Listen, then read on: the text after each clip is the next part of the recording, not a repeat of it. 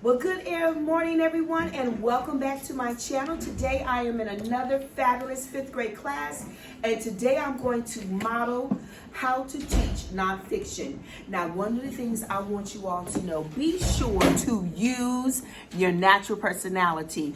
The kids here already know I'm a little extra, but I believe in being yourself, so that is what you're going to see this morning. So, of course, I have to have a couple of things to start my lesson. I have these are awesome, guys. These are giant sticky notes that I cut in half for my students to do their notes to the side. And darling, I've gotten addicted to really Pinot Grigio, but I accidentally bought Perrier. My aunt came into town. She's fancy like that. I really never recognized the difference between different types of water, but I must say I kind of like it. So having said that, we're about to begin. The students have already done their reading exercises and their SEL lesson, and they already completed their chapter novel. And so we're now going to dive deep into the reading lesson. So right now I'm giving them an opportunity to log in to the Nearpod activity. All right, good morning everyone, and welcome back to another wonderful day of teaching and learning. Thank you so much for logging in to the Nearpod activity. And it's almost Thanksgiving time, which means we get a whole week off from school. Let's give it up for that. Okay, so let's begin. All right, remember, let's be thankful. Today is another wonderful day. We already done our mood meter and our mindful breathing. So let's go over the fabulous prefixes and suffixes. I'm going to say the prefix or suffix. You tell me the meaning. Are we ready? Pre. Before.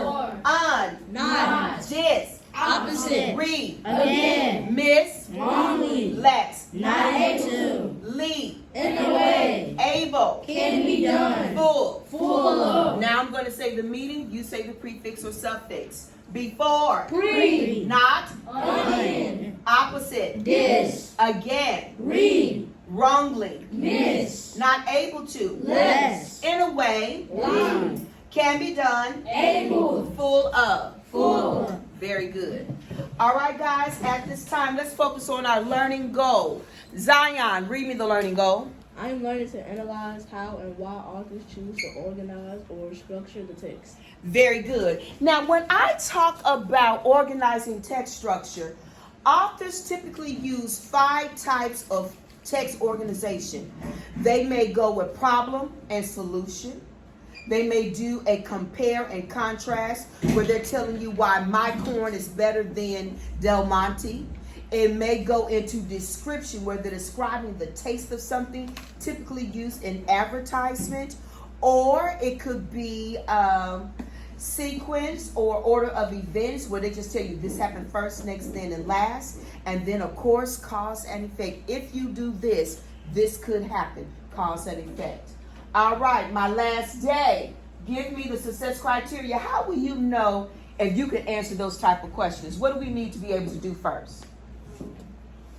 I can demonstrate how authors authorize text. Okay, what's next? I can explain why the author used a Mm-hmm. text structure or organize the text. You got it, and the last one. I can support my thinking of evidence from the text. Remember, if you can't give me text evidence, you have given me a guess, not an answer. Are we clear? And so therefore, DOL, baby girl, read it to me. Mm-hmm. I will determine the text structure of the text and support my thoughts with evidence from the text. Excellent. All right, so having said that, what is the academic vocabulary that go on our word wall? At this time, students, point to the word wall. So anytime you're like, you know, I forgot what that means, where do we go to look for it? To the word wall. To the word wall. So let's take a look. Organizational pattern. And your teacher already has an anchor chart up in this room. We know we see cause and effect, problem and solution, compare and contrast, sequence and description. All right. Now, what am I learning? Tell your name.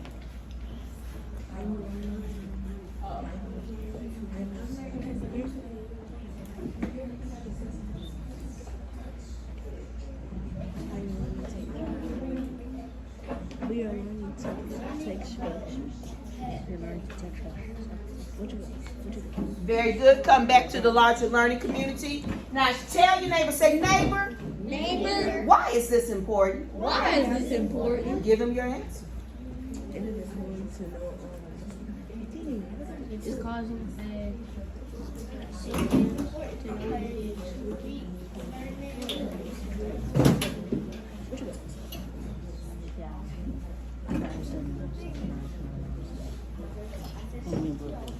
All right, come back to the larger learning community.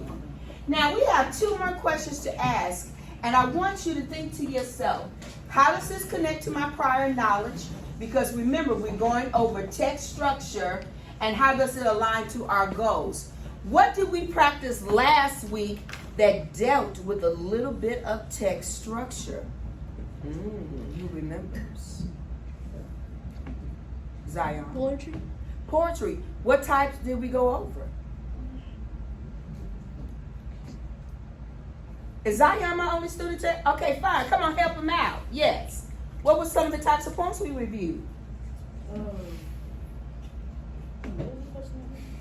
What type of text structures did we review last week that was about poetry?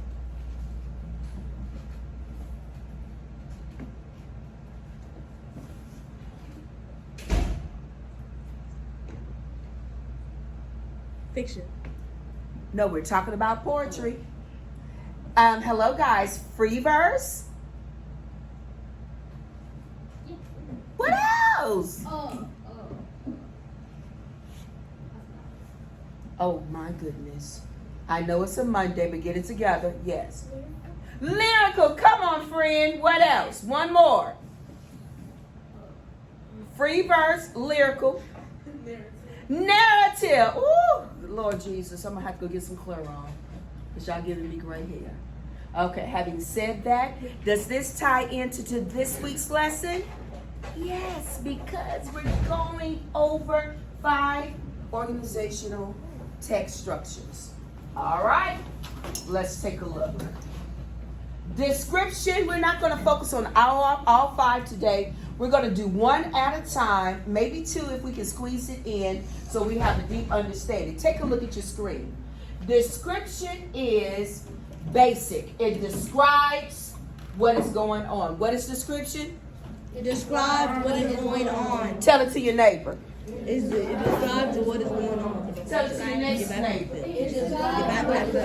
Get back. So I have a topic that you see right here in the center, and I typically give 3 to 4 details. All right. Sometimes in multiple paragraph descriptive passages, each paragraph can describe a different aspect of the topic. Now let's take a pause for the cause. What was the last thing that you read that was descriptive or that you witnessed on television? Yes. Diary of a Wimpy Kid. Diary of a Wimpy Kid. Why was that descriptive? What made that come to your mind? Because I saw it, like, it's a movie about it. Mhm. I saw the movie. Okay, cool. Who has a different answer? Yes. New Kid. New Kid. Oh, why did you say that? Because we read it. We got done reading it last week. Like the book? Mm-hmm. It was good. That graphic or illustrations was awesome. Okay, how about yourself? Holes. Holes. Okay. What made that come to your mind? Because we read it and we had seen the movie. Oh, excellent. Well, you know what? For me, this weekend, I normally cook a big meal on Sunday. And I had the stuff ready to roll, and my mother was on her phone, and she saw that Popeye's Chicken had a sale. And they had these $5 boxes. And the food apparently looked so good to my mother. She was like, Lisa, go, don't you want a day off? And I was like, what? And she's like, don't you feel like cooking today? And next thing I know, my husband went up to Popeye's Chicken to get the chicken boxes because it popped up on her cell phone. It was so descriptive, the crispy, crunchy chicken, choose any 2 sides, and a refreshing. And next thing I know, we were at Popeye's Chicken. Okay, so description, it can also be a visual description along with some words in the background, and typically you see that in commercials. It could be a hook to a song. It could be a variety of things that you see in your everyday life that describe something you like, you know what, I want to try that. Okay, so having said that, let's keep it going. So it's time for the Baba Sola 10 minutes. Where I'm going to model my thought process, and I want you all to think, what is she doing? Think, what is she saying? And then if you have a wondering, be ready to roll, okay? And ask those questions. Are we ready? Round of applause up into the stage. I shall begin. Silence. Soccer is one of the most popular sports in the world. Millions of people play soccer. It is a fairly simple game to learn. Players try to move the ball down the field and kick it into their goal. However, a goalie stands in front of the goal and tries to block any shot the other team makes. If a team gets the ball in the goal, they score a point. A player needs to know the rules. You are not allowed to touch the ball with your hands unless you are the goalie, or you are throwing the ball into the field from the sideline. You are also not allowed to tackle other players. The referee watches to make sure each player follows the rules. To play soccer, you need just a few items. You need to have a ball, a large area of grass, and goals. Many players wear special shoes called cleats, and these shoes have points on the bottom to help the player run without slipping. Many players also wear shin guards, and these protect the player's legs from getting kicked. So now I'm going to ask myself, because Miss Dawson has taught me when I'm doing informational text, I'm doing my paragraphs or subheadings, and I'm asking myself, what is it about and what do they tell us? Okay, so I need to first ask myself, what is it about? Okay, it was about soccer. Okay, I got it. So what did they tell us? It was the most popular sport in the world. And you know what? This connects to my husband, because my husband is African and they love soccer. I mean, when soccer games going on, I hear him screaming, ah, yeah! And I'm like, ooh, it's just soccer, but he loves it. Okay, so that I remember that. I know that there are 3 things that you really need: a soccer ball, goals, and a nice patch of grass. It also said right here, you cannot touch the ball. Okay, so let me go over my notes. It's about soccer. This tells me how to play. It tells me what I need. And the number 1 rule is not to touch the ball. Okay, I think I'm ready. The end. All right, who can tell me, what did I do? What's the first thing I did? Yes. I read the text. Excellent. What did I ask myself? What is it about? Was I able to give you 3 to 4 key details about what this is about? Yes. What did I say? Listen.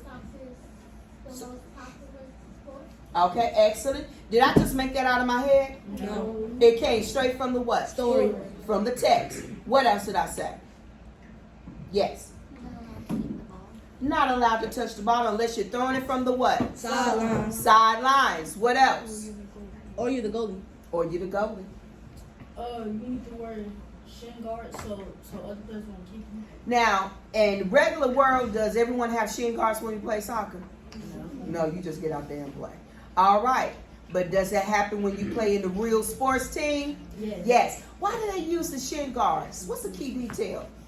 So they won't get injured, so they can keep their Not get injured. That's all. All right. Are there any wonderings of my thought process? Did I tie it back to Ms. Dawson's strategy of what is it about and what does it tell us? So can I use what you already been taught and use it again this week? Yes, you can. All right, let's get it. We have our rules: soccer, how the game is played, clothing and equipment, and the rules. That is description. Okay, it's time for us to we do. At this time, please read the text And on the sideline, you're going to tell me what is it about and what does it tell us. Okay, guys, when you are done writing your answers, please stand so I know that you're ready. I got 5 kids ready to roll. Let's give 10 more seconds.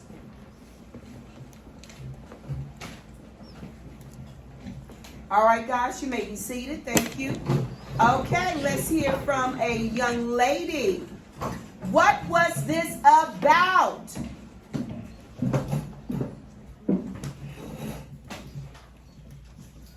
What? What was this about?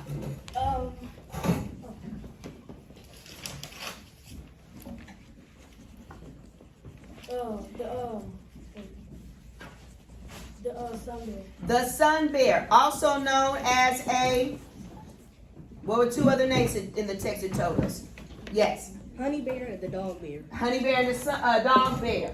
Okay, what did the paragraph tell us about this sun bear? Yes. It tells us that the bear gets its name from golden or white sand. Very good. Another detail. That the bear is the smallest of all bears. It is the smallest of all bears. That was interesting to me. Yes. It weighs 60 to 150 pounds. Excellent. Yes. It's nocturnal. It's nocturnal. And that, what does nocturnal mean? Only goes and hunt at nighttime. Interesting. Yes. And it's extremely shy. And it's extremely shy, so you know, don't walk up on it.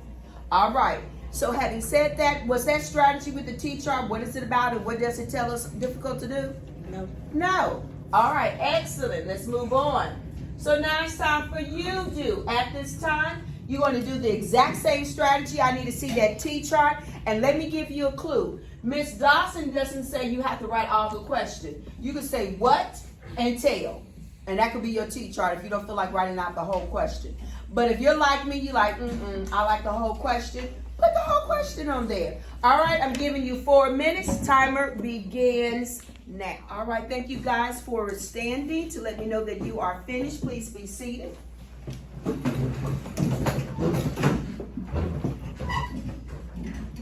All right, so we're going to begin because we want to make sure that we really understand this is not difficult to do if you actually read the text. But let me show you why this strategy is so important. Because once you're able to do this before you look at any question, you already have the answers. Do you understand what I'm saying? This is the recipe. When I'm making, you all know Thanksgiving is around the corner, coming up in a few weeks. I'm already right now making sure that my seasonings are together. I got some stuff I have to go purchase because I'm hosting Thanksgiving dinner.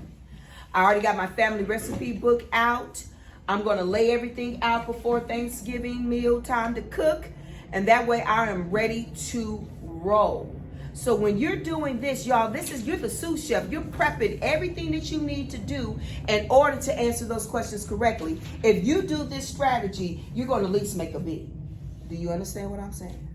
All right, so let's go. Tell your neighbor, share with your neighbor, what did you discover? What is it about? And what did it tell you? Go ahead.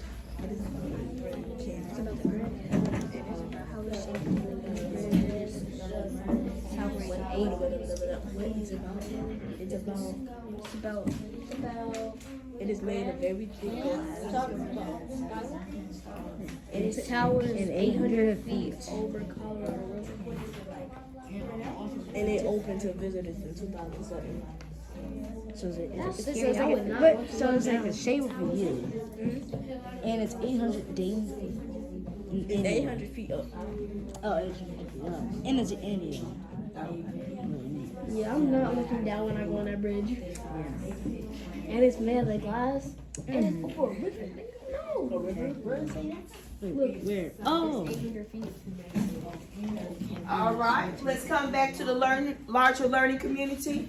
Did you share something to your neighbor that was different from what they shared with you? Yes. Was the conversation interesting?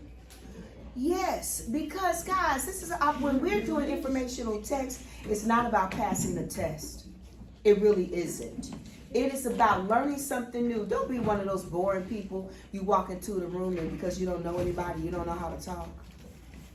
You're like, ooh, oh, yeah, hi. That's it. My cousin came over, what was that, 3 weeks ago. And to get a conversation started, I said to him, so, hey, how's your health going? Because we recently had a cousin of ours to die. And he said, fine, what have you heard? And I was like, Jay, I was just trying to make conversation. So he had to get himself back together. So that's what I mean by that. You want to be able to learn something new, something interesting, and you may like, you know what, that was an interesting topic. I'm gonna learn more about that. All right, so now we're getting ready to get to our last part. It is called breaking the food chain. You're going to do the original strategy. You can use the back side of your sticky note if you have ran out of room. We got paragraph 1 and 2. We got paragraph 3 and 4. Paragraph 5. You're going to tell me what is it about and what does it tell us. I'm giving you 10 minutes to complete this particular activity because it is a few paragraphs. And of course you see this interesting timeline, which is another unique text feature. At this time, you may begin. All right, guys, let's turn back to the larger learning community. I thought this was such an interesting article because it was titled Breaking the Food Chain. And it was all about what? What was something that was like, oh, that's interesting? Raise your hand. Yes. Then when the food died, other animals that eat other animals lose their food too. Yes. Yes. I was like, ooh, baby girl. People from Chicago, they took the land from here And then that displaced the other animals. And yes, like everything has a role over here. If you take away the plant, then the whole food chain and the system dies out. Can change or die. All right, turn to your neighbor, share what you all read, and what did you learn? I learned about birds that eat birds and that help animals that just like snakes that eat birds. You know.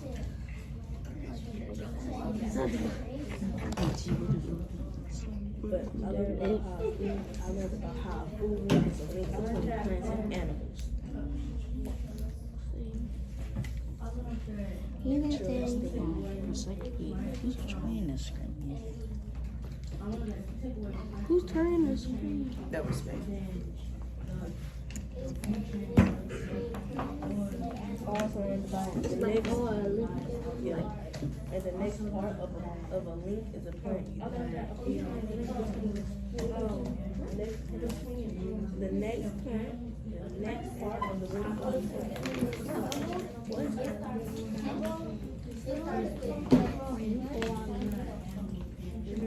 All right, let's come back to the larger learning community. Raise your hand if you want to share an interesting fact that your neighbor shared with you.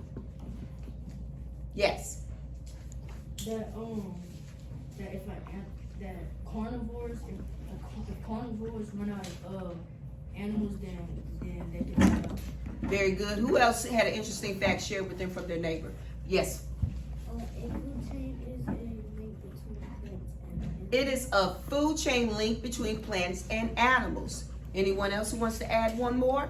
Yes. It starts with the plant. The next part of the link is a plant eater. You got it. And so he gave us the first link of the food chain. All right. How do you all feel about your knowledge content now about food chains? You feel better or less? Thumbs up if you feel like, oh, I got a better understanding. Pretty good?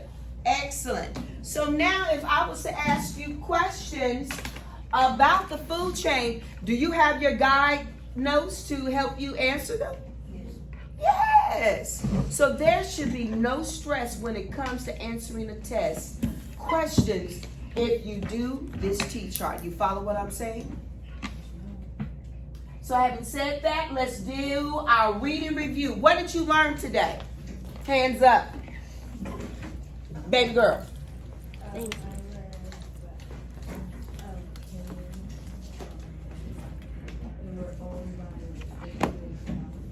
Very good. Who else can tell me what they learned today? I learned that the plant is linked with plants and animals. Excellent. Who has something different?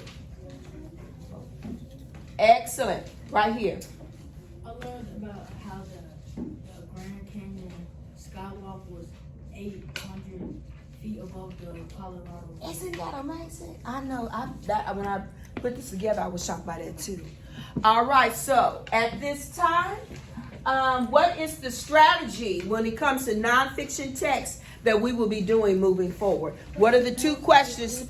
First of all, what type of strategy is it called? Ooh. Text structure. Number 2, what text structure did we review today?